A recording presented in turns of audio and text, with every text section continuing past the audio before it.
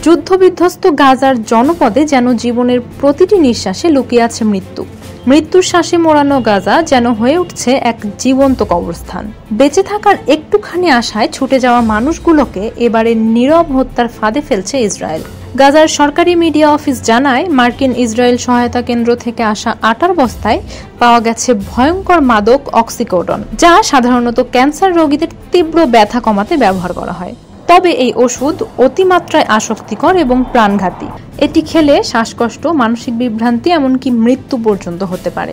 গাজা কর্তৃপক্ষ সতর্ক করে বলেছে, কিছু বস্তায় ট্যাবলেট আকারে এবং কিছুতে গুঁড়ো করে মেশানো হয়েছে এই মাদক। তারা আরও জানায়, এখন পর্যন্ত 4 জন গাজাবাসী আটার বস্তায় এই মাদক খুঁজে পাওয়ার সরাসরি সাক্ষ্য দিয়েছেন। সামাজিক মাধ্যমে ইতিমধ্যে ছড়িয়ে পড়েছে এমন বেশ কিছু ছবি, যেখানে স্পষ্ট দেখা গেছে আটার ভেতর থেকে বের হওয়া ট্যাবলেট। গাজার ফার্মাসিস্ট ওমর হামাদ বলেন, এটি গণহত্যার সবচেয়ে ঘৃণ্য রূপ। অন্যদিকে চিকিৎসক খালিল মাজেন আবু নাদা ফেসবুকে লিখেছেন, এই মাদকের মাধ্যমে আমাদের সমাজকে ধ্বংস করার চেষ্টা চলছে, বাইরে থেকে নয়, ভেতর থেকেই।